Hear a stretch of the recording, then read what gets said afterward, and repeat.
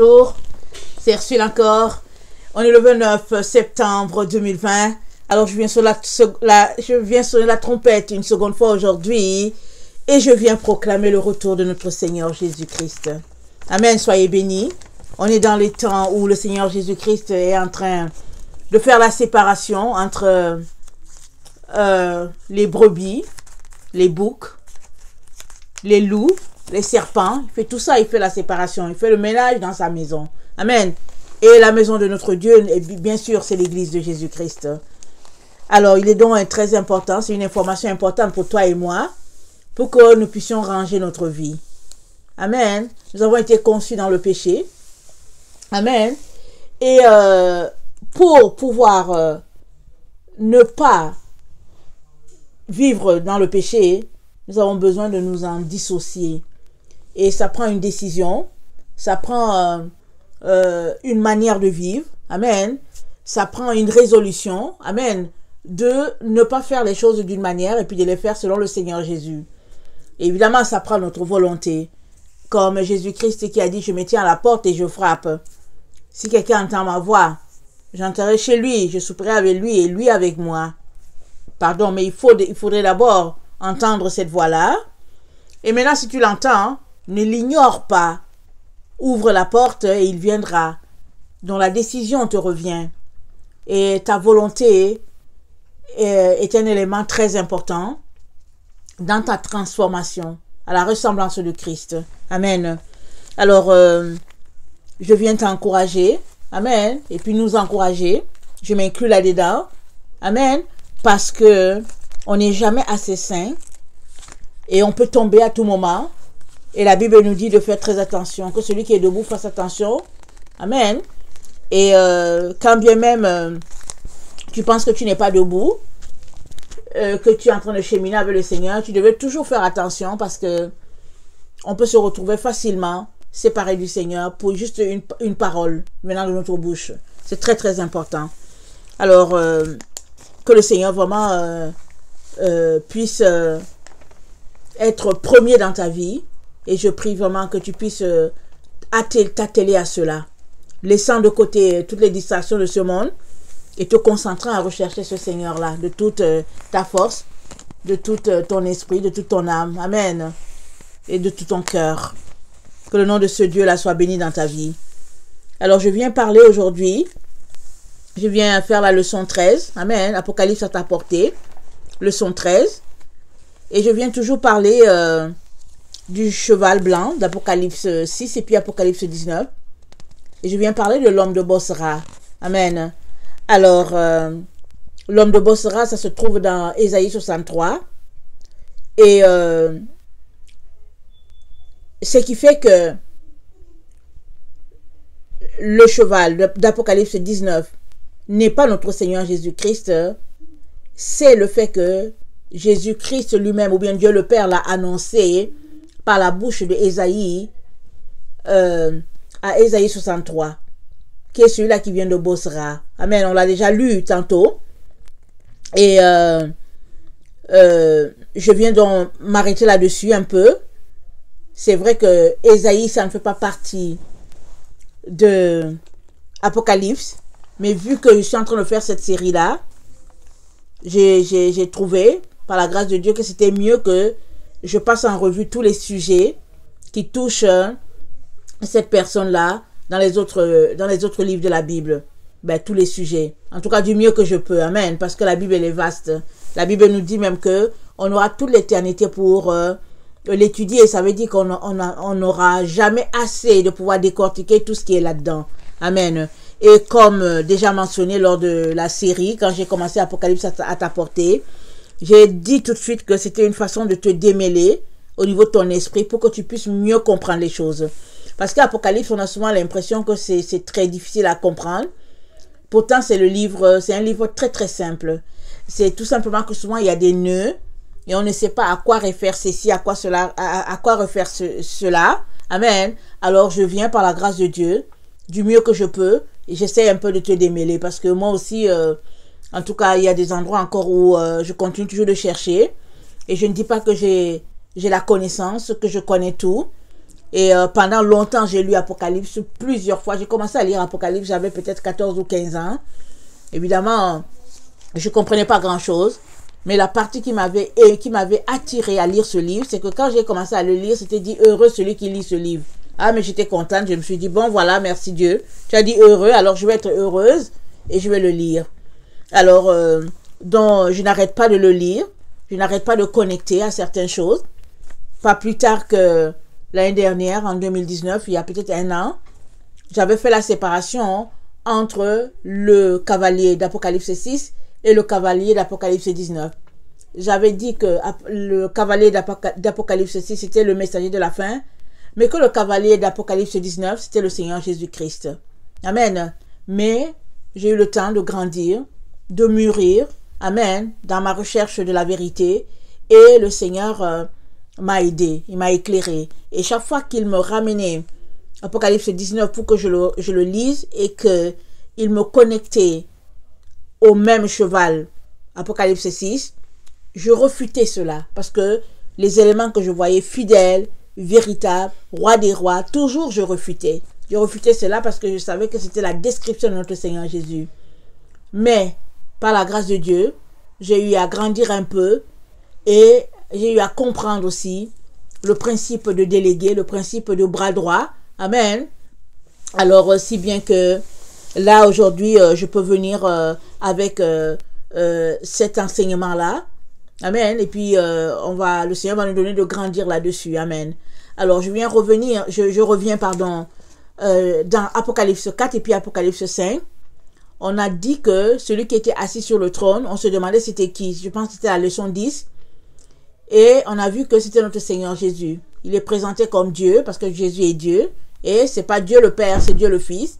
Parce qu'il est assis sur une pierre. Amen. C'est du sardoine, c'est du jaspe, c'est de l'émeraude. Et ça renvoie à émeraude Judas, jaspe Benjamin, et puis Benjamin mon bras droit, et puis Ruben, le sardoine, voici un fils. Et tout cela rassemblé, ça renvoie à Jésus, l'alpha, l'oméga. Et nous savons que le jaspe qui renvoie à Benjamin, le fils de ma droite, qui est au fait le bras droit. Amen.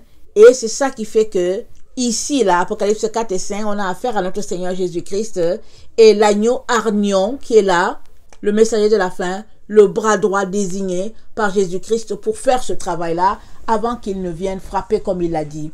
Alors, on va commencer, on l'a lu, quand on a fini la leçon 12, on l'a lu Ésaïe 63, Amen, parlant de celui qui vient de Bozra. Et j'aimerais lire Malachie 3, le verset 1 à 2. Amen. Et après, on va s'arrêter sur notre sujet d'aujourd'hui. Béni soit le nom de ce Dieu-là. Amen. Alors, Malachie 3, le verset 1 à 2, ça nous dit ceci. Excusez, Malachie, c'est le livre qui est juste avant Matthieu.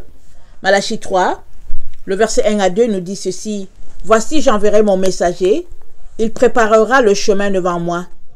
Et soudain entrera dans son temple le Seigneur que vous cherchez.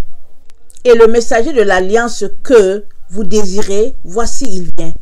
Dit l'Éternel des armées, qui pourra soutenir le jour de sa venue, qui restera debout quand il paraîtra. Car il sera comme le feu du fondeur, comme la potasse des foulons. Il s'assira, fondra et purifiera l'argent. Il purifiera les fils de Lévi. Il les purifiera comme on purifie l'or et l'argent. Et ils présenteront à l'Éternel des offrandes avec justice. Alors l'offrande de Juda et de Jérusalem sera agréable à l'Éternel comme aux anciens jours, comme aux années d'autrefois. Malachie 4 nous parle et dit, voici le jour vient, ardent comme une fournaise. Tous les hautains et tous les méchants seront comme du chaume. Le jour qui vient les embrasera, dit l'Éternel des armées. Il ne leur laissera ni racine ni rameau. Mais pour vous qui craignez mon nom, se lèvera le soleil de la justice, et la guérison sera sous ses ailes. Vous sortirez et vous sauterez comme des veaux dans l'étable, et vous foulerez les méchants, car ils seront comme de la cendre sous la plante de vos pieds. au jour que je prépare, dit l'Éternel des armées.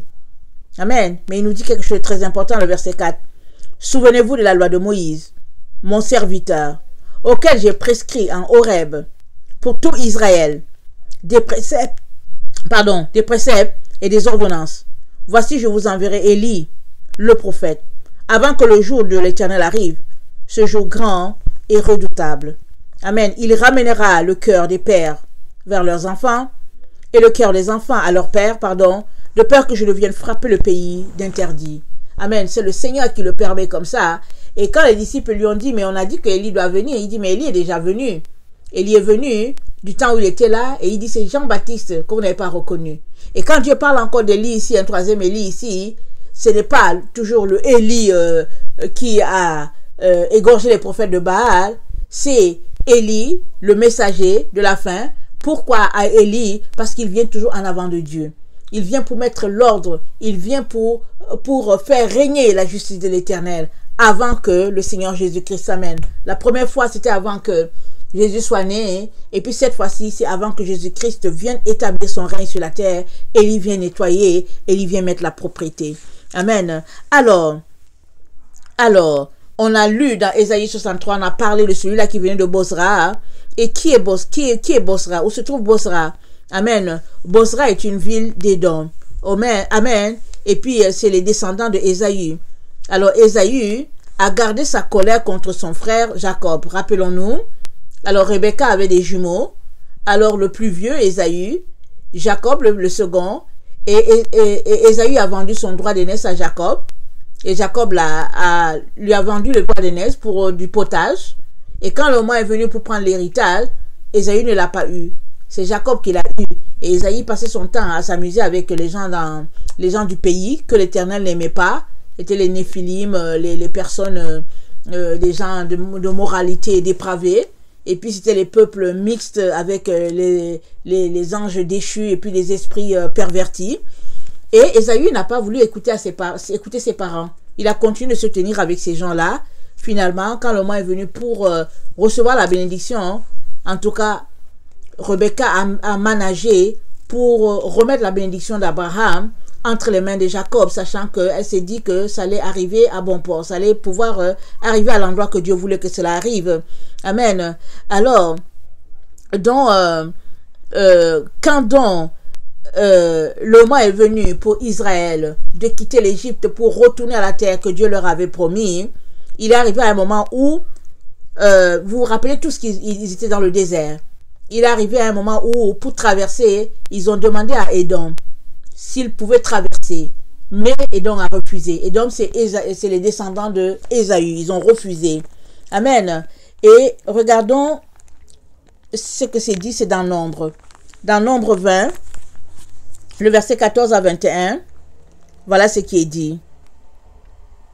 C'est dit, de Kadès, Moïse envoya les messagers au roi d'Édom pour lui dire, « Ainsi parle ton frère Israël. Tu sais toutes les souffrances que nous avons éprouvées. Nos pères descendirent en Égypte, et nous y demeurâmes longtemps. Mais les Égyptiens nous ont maltraités, nous et nos pères. Nous avons crié à l'Éternel, et il a entendu notre voix.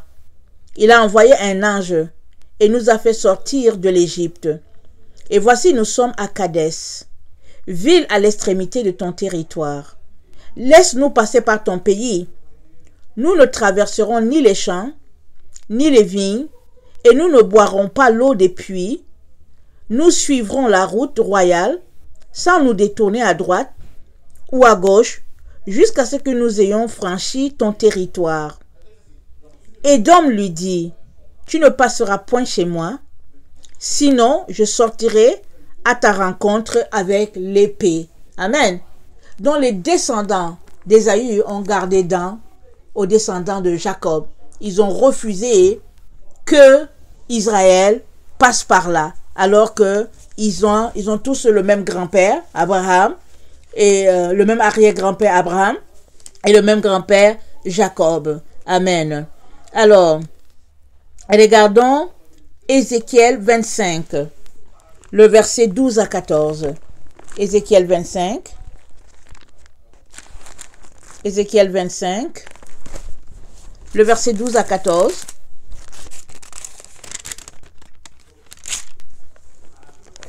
Ainsi parle le Seigneur l'Éternel, parce qu'Édom s'est livré à la vengeance envers la maison de Juda, parce qu'il s'est rendu coupable et s'est vengé d'elle, ainsi parle le Seigneur l'Éternel, j'étends ma main sur Édom. J'en extermine les hommes et les bêtes. J'en fais un désert de Théman à Dédan. Ils tomberont par l'épée. J'exercerai ma vengeance sur Édom, par la main de mon peuple d'Israël. Il traitera Édom selon ma colère et ma fureur, et ils reconnaîtront ma vengeance, dit le Seigneur l'Éternel. Ézéchiel 25, le verset 8 à 11.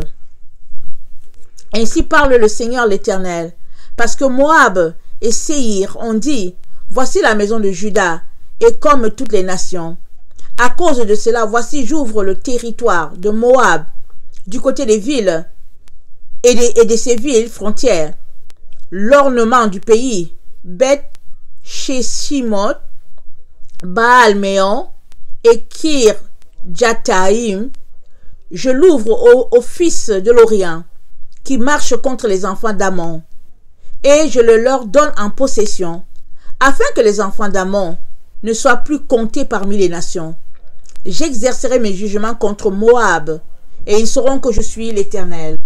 Moab, c'est ceux qui sont descendus de Lot. Amen. Nous savons tous comment Abraham a été bon envers Lot. Amen. Et même Lot a été sauvé de Sodome et Gomorrhe par la prière d'Abraham. Il était là, il ne savait pas que Dieu allait détruire. Abraham a prié, il a intercédé. Et puis Lot a été sauvé in extremis de là. Et les descendants de Moab ont été méchants envers Israël. Ils sont unis, ils étaient ensemble avec les descendants d'Ésaü, avec les descendants d'Ismaël, et ils étaient contre Israël. Alors, et puis ils étaient contre Israël, et on sait tous que c'est à cause de tout ce qui s'est passé depuis Abraham. Amen. Donc, chaque parent a raconté à son enfant ce qui s'est passé, et au lieu qu'il laisse aller et qu'il conclue que bon, Dieu a voulu ça ainsi, non, ils ont gardé dans, et puis c'était contre Israël. Alors, Dieu a dit, il va venger, qu'il ne va pas laisser passer. Allons-y lire Amos. Amos 1, le verset 11. Amos 1, le verset 11. Ça dit ceci, c'est le Dieu qui parle. Ainsi parle l'Éternel, à cause des 3 crimes d'Édom, même de 4, je ne révoque pas mon arrêt, parce qu'il a poursuivi ses frères avec l'épée, en étouffant sa compassion, parce que sa colère déchire toujours, et qu'il garde éternellement sa fureur, j'enverrai le feu dans Théman, et il dévorera les palais de Bosra. À cause de 3 crimes et des enfants d'Ammon, même de 4, je ne révoque pas mon arrêt, parce qu'ils ont fendu le ventre des femmes enceintes de Galad, afin d'agrandir leur territoire. J'allumerai le feu dans le mur de Rabat, et ils en dévorera les palais, au milieu des cris de guerre, au jour du combat, au milieu de l'ouragan, au jour de la tempête. Et leur roi s'en ira en captivité, lui et ses fils avec lui, dit l'Éternel. Alors Ammon, ça fait référence à Moab, les descendants de Lot. Amen. Alors, allons-y lire Ésaïe 34, le verset 1 à 17. Ésaïe 34. Il y a d'autres passages, bien sûr. Je lis des passages qui peuvent nous comprendre pourquoi, qui peuvent nous faire comprendre pourquoi il y a quelqu'un qui vient de Bosra. On vient de lire Bosra. Et Bosra, c'est une ville des Édomites, les descendants de Ésaü. Alors, Ésaïe 34, le verset 1 à 17. Approchez, nations, pour entendre. Peuple, soyez attentifs. Que la terre écoute. Elle est ce qui la remplit. Le monde et tout ce qu'il produit. Car la colère de l'Éternel va fondre sur toutes les nations, et sa fureur sur toute leur armée. Il les voue à l'extermination. Il les livre au carnage. Leurs morts sont jetés. Leurs cadavres exhalent la puanteur. Et les montagnes se fondent dans leur sang. Toute l'armée des cieux se dissout. Les cieux sont roulés comme un livre, et toute leur armée tombe, comme tombe la feuille de la vigne, comme tombe celle du figuier. Mon épée s'est enivrée dans les cieux. Voici, Elle va descendre sur Édom, sur le peuple que j'ai voué à l'extermination pour le châtier. L'épée de l'Éternel est pleine de sang, couverte de graisse, de sang des agneaux et des boucs, de la graisse des reins des béliers, car il y a des victimes de l'Éternel à Bosra, et un grand carnage dans le pays d'Édom.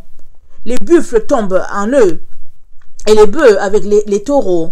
La terre s'abreuve de sang, et le sol est imprégné de graisse, car c'est un jour de vengeance pour l'Éternel, une année de représailles pour la cause de Sion. Les torrents d'Édom seront changés en poids, et sa poussière en soufre, et sa terre sera comme de la poix qui brûle. Elle ne s'étendra ni jour ni nuit, elle ne s'éteindra ni jour ni nuit. La fumée s'en élèvera éternellement. D'âge en âge, elle sera désolée. À tout jamais, personne n'y passera. Le pélican et le hérisson la posséderont. La chouette et le corbeau l'habiteront. On y étendra le corbeau de la désolation et le niveau de la destruction. Il n'y aura plus de grand pour proclamer un roi. Tous les princes seront anéantis. Les épines croîtront dans ses palais. Les ronces et les charbons dans ses forteresses. Ce sera la demeure des chacals, le repère des autruches. Les animaux des déserts y rencontreront les chiens sauvages. Et les boucs s'y appelleront les uns les autres. Là, le spectre de la nuit aura sa demeure et trouvera son lieu de repos.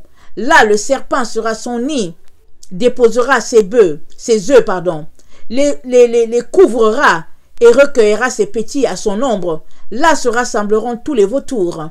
Consultez le livre de l'Éternel et lisez. Aucun d'eux ne fera défaut. Ni l'un ni l'autre ne manqueront, car sa bouche l'a ordonné. C'est son esprit qui les rassemblera. Il a jeté pour eux le sort, et sa main leur a partagé cette terre en cordeau. Ils la posséderont toujours. Ils l'habiteront d'âge en âge. Amen. Et quand on lit ça, on se rend compte que Édom, c'est la même chose que Babylone. Allons-y lire Apocalypse 18. Apocalypse 18. Alors, Bosra se trouve dans la zone de Babylone. Et nous savons tous que Babylone, elle est contre le Dieu d'Israël. Alors, la façon de faire les choses. Et puis Babylone, ça renvoie à Laodicée. Parce que l'église de Laodicée a été montée de toutes pièces par l'esprit de Babylone. Alors, Édom, d'abord, c'est parti de là-bas, amen, du Moyen-Orient, proche d'Israël, là où Israël a habité. Édom est parti là, et puis finalement, Édom s'est réparti sur toute la terre. L'esprit d'Ésaü, un esprit de méchanceté, un esprit de colère, un esprit de vengeance. Et nous savons tous que Édom a organisé tout la traite de l'esclavage. Et ils ont vendu Israël partout, si bien qu'aujourd'hui, Israël est répandu sur la terre. On ne sait pas où est Israël, on ne sait pas où est Jacob, où est-ce que Jacob n'est pas, on ne sait pas. Mais c'est sur toute la terre. Et c'est l'esprit d'Édom qui est l'esprit de Babylone et puis qui est l'esprit de Laodicée. Amen. Et Dieu dit, vengeance. Et elle sera une habitation de chacal, de vautour. Allons-y lire Apocalypse 18. Amen. Comme je l'ai dit, tout se recoupe dans la Bible. Il suffit juste de s'arrêter et puis de chercher à comprendre. Amen. Alors, Apocalypse 18. Après cela, je vis descendre du ciel un autre ange qui avait une grande autorité, et la terre fut éclairée de sa gloire. Amen. Il cria d'une voix forte, disant, elle est tombée, Babylone, la grande, elle est devenue une habitation de démons, un repère de tout esprit impur, un repère de tout oiseau impur et odieux, parce que toutes les nations ont bu du vin de la fureur de son impudicité, et que les rois de la terre se sont livrés avec elle à l'impudicité, et que les marchands de la terre se sont enrichis par la puissance de son luxe. Et j'entendis du ciel une autre voix qui disait, sortez du milieu d'elle, mon peuple, afin que vous ne participiez point à ses péchés, et que vous n'ayez point de part avec ses fléaux.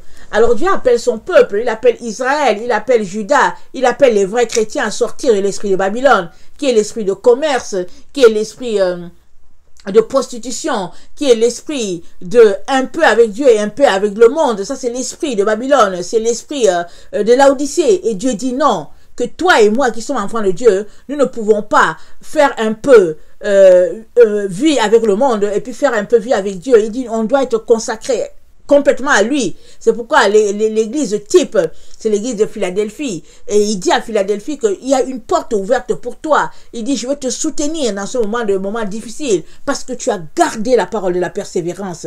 Amen. Il dit ça à l'église de Laodicée. Et en contradiction il dit ça à l'église de Philadelphie, pardon. À l'église de Philadelphie, il dit, parce que tu as gardé la parole de la persévérance, je vais te garder. Et à Laodicée, il lui dit, toi là, répands-toi. Sinon là, en tout cas, je vais tu ne verras pas ma face. Il dit ça à Laodicée parce que Laodicée s'est prostituée. Laodicée est dans toutes sortes de situations que le Père n'aime pas. Et Laodicée demeure là-dedans. Et notre Seigneur Jésus-Christ dit à Laodicée, change. Parce que quand je vais venir à toi, en tout cas, tu seras délaissé loin de la face du Père. Attendez rapidement, on va regarder ça puisqu'on est dans cette parenthèse-là. Il dit à Laodicée, je connais tes œuvres, je sais que tu n'es ni froid ni bouillant. Puisses-tu être froid ou bouillant? Ainsi parce que tu es tiède et que tu n'es ni froid ni bouillant, je te vomirai de ma bouche.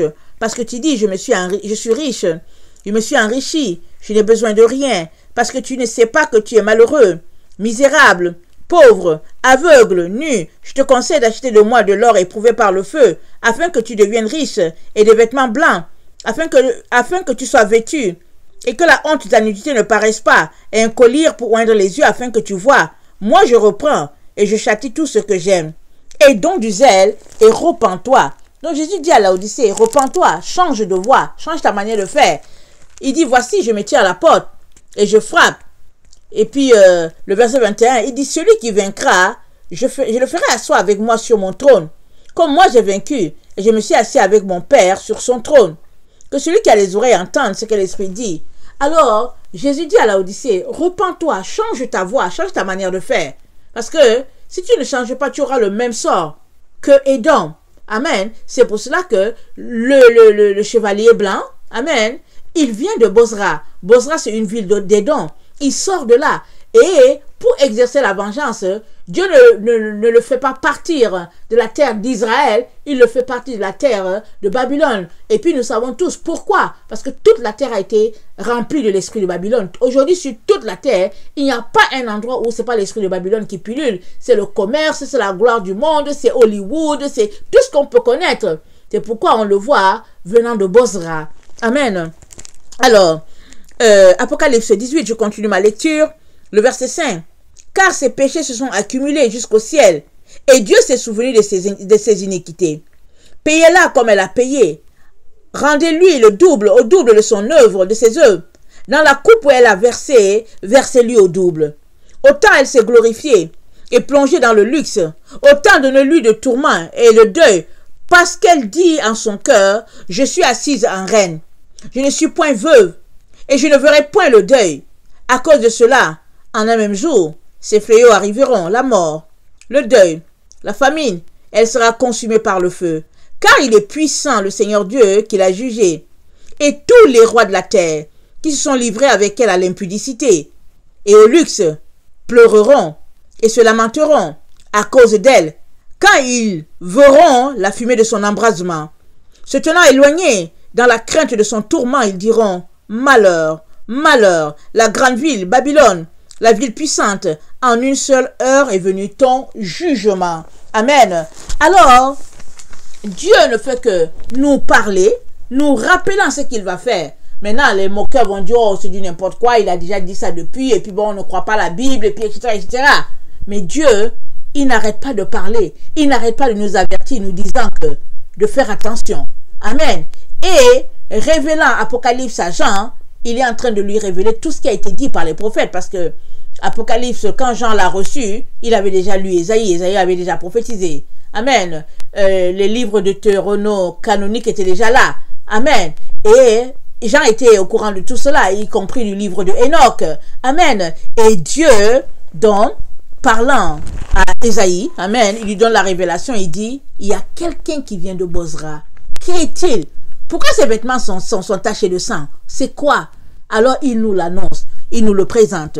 Amen. Alors, nous avons ici en face une situation où le Dieu de justice a décidé d'exercer le jugement sur la terre. Et quand il vient, ce Dieu-là, comme on a déjà lu dans la vidéo de la leçon 12, que le Seigneur Jésus-Christ est entré dans son règne en tant que Dieu, il règne en tant que Dieu, il envoie son bras droit, il envoie son messager venir en son nom établir ce règne-là sur la terre. Et s'il vous plaît, c'est ce messager-là qui va pouvoir exercer, amen, qui va maintenir le canal entre le ciel et la terre, parce que le Père ne va pas vider le ciel là. Tous ceux qui sont au ciel ne vont pas venir vivre dans le millénium, non. Il y aura une relation, amen, entre le ciel et puis la terre dans ce temps de 1000 ans où Satan sera lié, amen. Mais pendant 1000 ans, un descendant de David va exercer le jugement sur la terre, et c'est le messager de la fin là. C'est celui-là qui est annoncé dans Apocalypse 6, qui est annoncé dans Apocalypse 19, et il vient en tant que roi des rois, Seigneur des seigneurs, mais parce qu'il porte le cachet de notre Seigneur Jésus-Christ. Et comme déjà dit, c'est sur sa cuisse, parce que c'est une affaire d'alliance. Abraham, une alliance d'Abraham, amen, d'Abraham entre Dieu et Abraham. Et aujourd'hui, quand ils ont fait leur traité, ils ont dit que oui, alliance abrahamique, et puis etc., etc. Mais Dieu n'a jamais dit que Abraham avait une alliance avec les pays arabes, il n'a jamais dit. On n'est pas ignorant du fait que Ismaël descend d'Abraham, amen. La partie arabe, amen, c'est les descendants, c'est aussi les enfants d'Abraham, et ils sont cousins avec les juifs et tout. Mais Dieu aimerait qu'on s'en tienne à ce qu'il a dit. Il a dit tout simplement que cette terre-là, Israël-là, ça va appartenir aux enfants de Jacob. Il a dit ça. Mais maintenant, toute la terre veut cet endroit-là. Si bien qu'on a vidé Israël des vrais juifs, et on l'a rempli, et puis chaque fois il y en a des gens qui retournent sur cette terre-là, parce qu'ils se disent qu'ils vont prendre possession, ils s'annoncent comme les vrais juifs, etc. Il y en a qui n'ont rien à voir, mais qui sont sur le terrain, et puis ils bénéficient de toutes les grâces. Mais là-bas, c'est Sodome et Gomorrhe. Quand on les voit se comporter, ils se comportent comme on se comporte à New York, et puis c'est la dépravation, c'est toutes les choses que Dieu n'aime pas, le conjoint de même sexe, et puis impudicité, commerce à outrance, pédophilie, tout ce qu'on peut imaginer, ça se passe sur la terre d'Israël, polluée, perverti de toutes parts, et ils sont là, ils remplissent ça. Et parce que pourquoi Satan fait ça? Il se dit, on va voir comment Dieu va venir habiter là, on va voir comment Jacob va venir. Mais Dieu dit que c'est son bras droit qui le vient au secours, qu'il a regardé, il n'y avait personne, et son bras droit lui est venu au secours, et il dit là, il dit Israël va encore habiter là. C'est pour cela que c'est dit, amen, Apocalypse 14, c'est dit, pendant que les gens n'espèrent pas, pendant que les nations se concertent, comme on a lu dans Psaume 2, qui se concertent pour dire oui, vraiment on va anéantir ce peuple et tout, la Bible nous dit, Apocalypse 14, il dit, je regardais et voici, l'agneau se tenait sur la montagne de Sion, et avec lui 144 000 personnes qui avaient son nom et le nom de son père écrit sur leur front. Amen. Et ici, l'agneau, c'est l'agneau Arnion. Amen. C'est pas Jésus-Christ. Amen. C'est l'agneau Arnion. Ce messager-là, marqué du sceau de Dieu. Amen. Et qui est là au nom de Dieu. Alors, et il dit, verset 2, j'ai entendu du ciel une voix comme un bruit de gros eaux, comme le bruit de grand tonnerre. Et la voix que j'entendis était comme celle des joueurs de harpe jouant de leur harpe. Et ils chantent un cantique nouveau devant le trône et devant les 4 êtres vivants et les vieillards. Et personne ne pouvait apprendre leur cantique, si ce n'est les 144 000 qui avaient été rachetés de la terre. Ce sont ceux qui ne se sont pas souillés avec les femmes, c'est-à-dire avec les doctrines de ce monde, car ils sont vierges. Ils suivent l'agneau partout où il va. Ils ont été rachetés d'entre les hommes, comme des prémices pour Dieu et pour l'agneau. Et dans leur bouche, il ne s'est point trouvé de mensonge, car ils sont irrépréhensibles. Amen. Alors c'est un groupe qui, oui, a péché, amen, et puis pêche sur la terre, mais ils ne vivent pas de péché. Ils savent qu'ils ont été rachetés par Dieu, le Père, à cause de Jésus, le sacrifice de Christ, et ils font tout pour se dépouiller les œuvres de la chair. Et ils s'adonnent à ce Dieu-là, et puis ils sont soumis à ce Dieu-là. Et c'est ce groupe-là qui va se retrouver sur le mention surprise. Surprise, parce que les gens envahissent Israël. Ils ne veulent pas qu'Israël retourne. Mais Dieu a dit quoi? Il dit Israël va retourner sur sa terre. Il dit et les gens sauront la différence entre la justice et puis l'injustice, entre la vérité et le mensonge. Dieu lui-même a décrété cela. Amen. Alors, donc Dieu nous dit que de Bosra, commencera les austérités. Les austérités. Amen. Lui-même, il va lancer la guerre. Lui-même va lancer, il va déclencher les problèmes. Et quand on lit, comme on vient de le lire, Apocalypse 18, et il nous dit de sortir de Babylone. Il dit, sortez du milieu d'elle, mon peuple. Sortez, sortez. Et nous savons que s'il y a une ville, un pays qui symbolise bien Babylone, ce n'est pas l'Irak, c'est bien les États-Unis. Alors, si nous regardons la parole de Dieu dans Ézéchiel le 25, Ézéchiel 25, le verset 8 à 11, le Seigneur dit ceci, il dit, ainsi parle le Seigneur l'Éternel. Parce que Moab et Seir ont dit, voici la maison de Juda, et comme toutes les nations, à cause de cela, voici, j'ouvre le territoire de Moab, du côté des villes, de ses villes frontières, l'ornement du pays, Beth Shimot, Baal-Méon et Kir-Jataïm. Je l'ouvre aux fils de l'Orient, qui marchent contre les enfants d'Ammon, et je leur donne en possession, afin que les enfants d'Ammon ne soient plus comptés parmi les nations. J'exterminerai mes jugements contre Moab, et ils sauront que je suis l'Éternel, parce que Édom s'est livré à la vengeance envers la maison de Juda, parce qu'il s'est rendu coupable et s'est vengé d'elle. Ainsi parle l'Éternel, j'étends ma main sur Édom, j'en extermine les hommes et les bêtes, j'en fais un désert de Théman à Dédan. Ils tomberont par l'épée. J'exercerai ma vengeance sur Édom par la main de mon peuple d'Israël. Il exerce la vengeance par la main de son peuple Israël. Et nous savons tous que notre Seigneur nous a dit que Juda, amen, le sceptre ne s'éloignera pas de Juda jusqu'à ce que vienne le Shiloh. Alors, pas étonnant que, alors que notre Seigneur Jésus-Christ est entré dans son règne, Apocalypse 19, verset 6 ou bien 7, là, alors qu'il est entré dans son règne, alors qu'il règne, alors il délègue son bras droit, amen, pour venir exercer jugement, pour venir exercer vengeance. Et c'est au nom d'Israël. Et Israël aujourd'hui est répandu sur toute la terre. Alors, Dieu dit, le messager, il vient de Bozra. Il ne vient pas du sol d'Israël, là, Moyen-Orient, où les gens attendent. Il dit, il viendra de Bozra. Et nous savons tous qu'aujourd'hui, la terre est devenue un seul pays, même si officieusement, on le sait, et qu'officiellement, ce n'est pas encore, on ne parle pas encore du nouvel ordre mondial, etc. On sait que la terre est devenue un seul pays. Et de Bozra, le messager de la fin, le bras droit, celui-là que Dieu appelle son bras droit, il viendra pour exercer jugement sur la terre. Amen.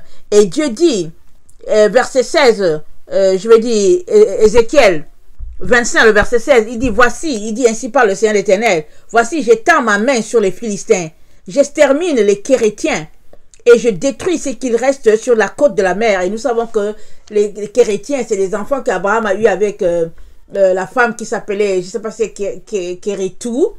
Amen. Il a eu une autre femme après que Sarah soit morte. Et ces enfants-là aussi, ils étaient encore contre aussi Isaac.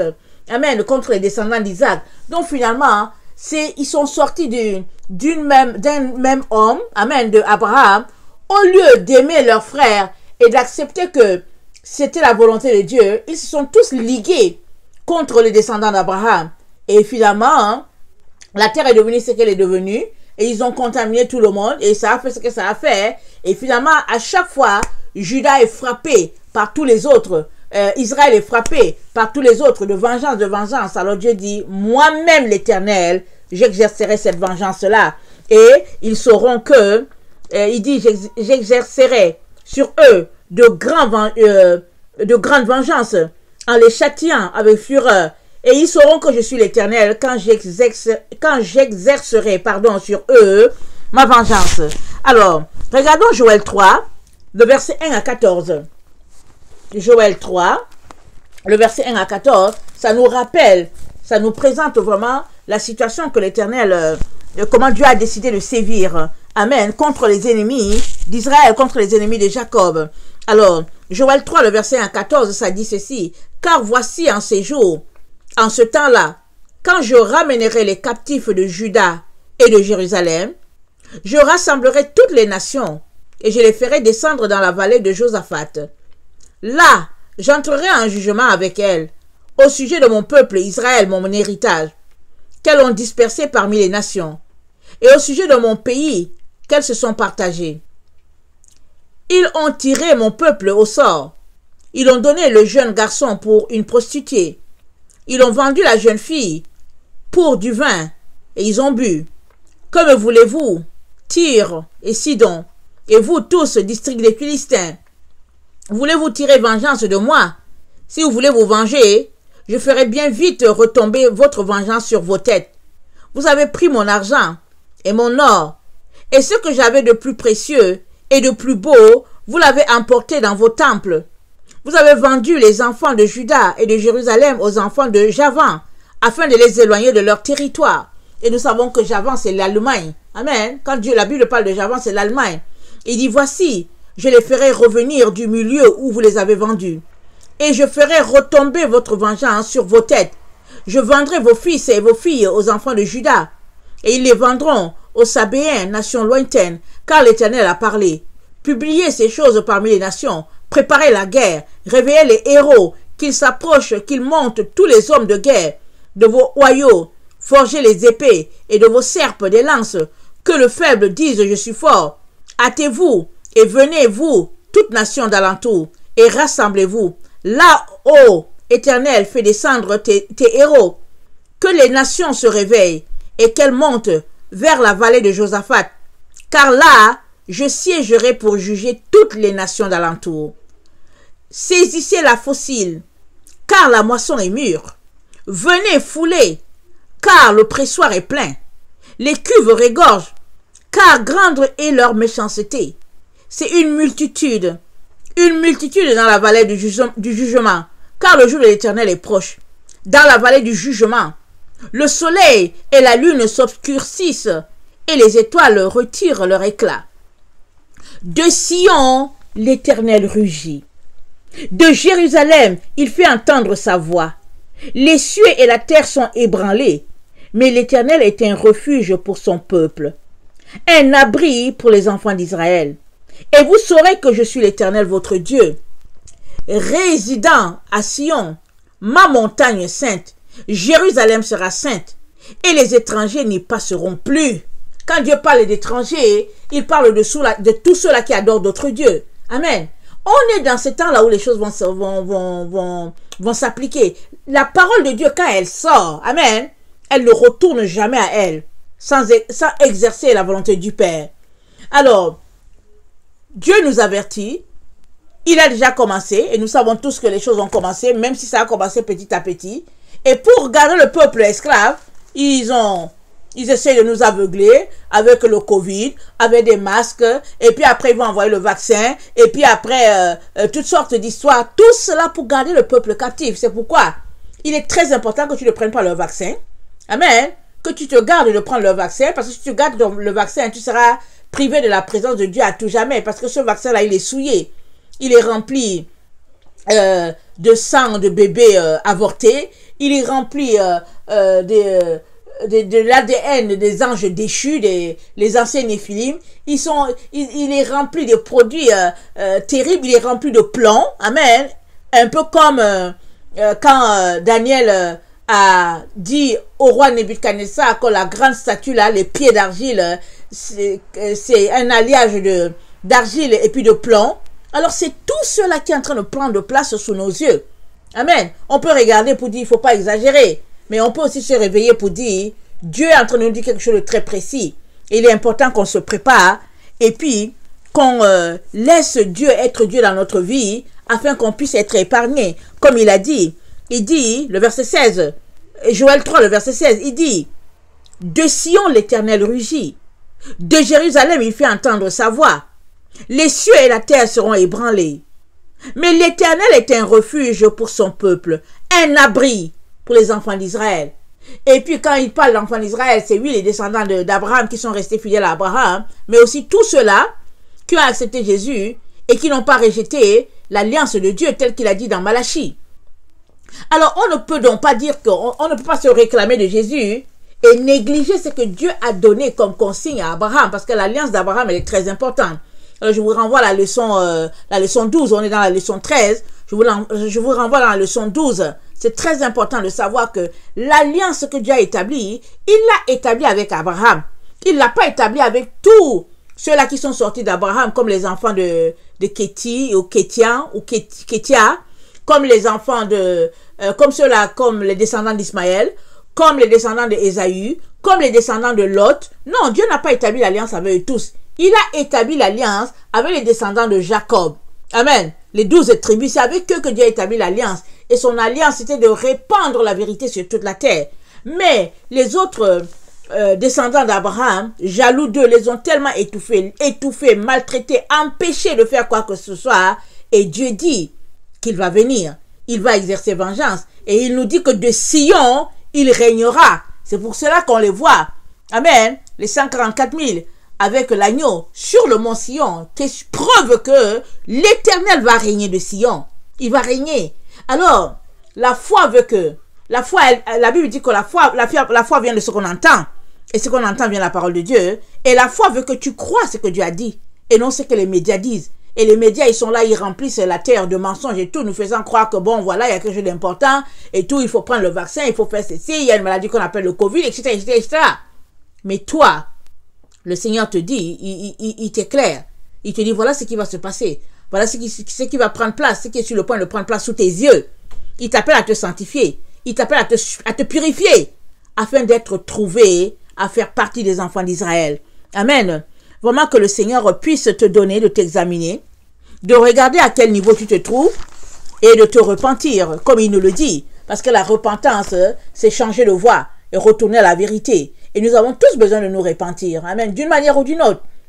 La repentance, ça doit être notre style de vie en tant qu'enfant de Dieu. Alors, celui-là qui vient de Bozra, c'est le cavalier là de l'Apocalypse 6, Apocalypse 19. C'est le même, revêtu de la puissance de Dieu, revêtu du jugement de Dieu, parce que c'est à travers lui que Dieu va exercer le jugement sur la terre. Et il a dit que de Sion, l'Éternel va régner. Alors, quand Dieu veut exercer, quand Dieu veut régner, quand Dieu veut faire quelque chose, il choisit toujours quelqu'un. Il ne vient pas lui-même là, parce qu'on va pas tenir. Rappelons-nous, quand Israël était venu de se tenir devant la montagne, Israël tremblait. Il n'était pas capable de supporter le spectacle quand la montagne vraiment tremblait. Israël a eu peur. Alors Dieu choisit toujours quelqu'un. Et à travers la personne, il se révèle aux autres. Amen. Il a choisi Abraham. Et à travers Abraham, la révélation devait aller sur toute la terre, comme on l'a lu dans Genèse. Attendez, c'était dans Genèse combien? Il faut que je regarde rapidement. Donnez-moi quelques minutes. C'était dans Deutéronome 7, le verset 7 à 9. Dieu a dit à Abraham, il a dit à Israël, c'est pas parce que tu es meilleur que tous les peuples, mais je t'ai choisi pour répandre l'alliance sur toute la terre, pour répandre la vérité sur toute la terre. Mais les autres, ils ont été méchants. Ils ont étouffé, ils ont empêché, ils ont exercé la jalousie et tout. Et Dieu descend. Parce que le plan que Dieu a établi, ça va toujours finir par se réaliser. Dieu a dit à Adam et Ève, voilà, peupler la terre et tout. Quand Satan est venu pour les détourner, amen, Dieu ne leur a pas dit, ok, comme vous êtes tombés, c'est fini, bye bye. Il les a pris, il les a couverts de la peau d'agneau, amen, et il les a remis encore sur les rails. Il leur a dit, allez-y, courez votre course, allez-y, continuez. Et ils ont continué de courir, amen. Et on a eu quelqu'un qui s'est démarqué comme Enoch, on a vu quelqu'un d'autre qui s'est démarqué comme Noé, on a eu des gens qui sont démarqués comme Moïse, comme Abraham, comme Élie, etc. On va en citer, amen. Alors, à tout un chacun de prendre note de tout ce qui se passe et se dissocier du mal et embrasser la lumière, embrasser la vérité. Et c'est une question d'engagement, c'est une question de décider de marcher selon les lois de ce Dieu-là. Et ce Dieu-là, c'est le Dieu d'Abraham, c'est le Dieu d'Isaac, c'est le Dieu de Jacob. Alors, si tu te réclames de lui, il te revient aussi de marcher comme il a marché. Parce que ce n'est que de la fausseté de dire que Abraham est ton père et tu refuses de marcher selon les lois de l'Éternel. Parce que Jésus a dit, celui qui a mes commandements, qui les garde, c'est celui qui m'aime. Je l'aimerai, je me ferai connaître à lui. Tu ne peux pas dire que tu aimes Jésus et en même temps bafouer ses commandements. Et ses commandements, ça se trouve dans l'Ancien Testament. C'est là-bas que se trouvent ses commandements. Ils ne sont pas pénibles. Si tu marches selon Jésus-Christ dans l'amour, tu devras être quelqu'un qui est en train d'observer les 10 commandements, sans toutefois que ce soit quelque chose de lourd pour toi. Amen. Alors, le messager de Dieu donc vient restaurer tout cela. Alors que le Seigneur vraiment nous donne de continuer de manger, amen, comme on peut dire. Il a dit, l'homme ne vivra pas de pain seulement, mais de toute parole qui sortira de la bouche de Dieu. Alors, on mange la parole de Dieu, amen. Et sa parole, elle est agréable. Elle a du goût. Amen. À notre palais. Et puis, quand ça vient au niveau de nos entrailles, ça nous séduit. Ça nous saisit, pardon. Ça nous torture. Pourquoi? Parce qu'on court avec la flamme. On court avec le flambeau pour pouvoir aussi réveiller d'autres personnes. Ça, c'est très, très important. Alors que le Seigneur vraiment puisse vraiment nous donner de digérer tout cela. Et je prie aussi que tu puisses t'arrêter et te rendre compte que on est dans les temps de la fin. Amen. Il n'y a plus le temps à perdre. Et la sagesse veut que tu t'arrêtes et que tu mettes ta vie en règle. Et puis la crainte de Dieu veut que tu puisses respecter ce Dieu-là et lui rendre la gloire par ta vie, par tout ce que tu fais. Amen. Que le Seigneur bénisse sa parole. Je vous aime beaucoup et Dieu davantage. Maranatha, soyez bénis. Alors, voilà, je vais vous prendre une prochaine fois la leçon 14. Soyez bénis. Merci. Merci. Amen. Amen.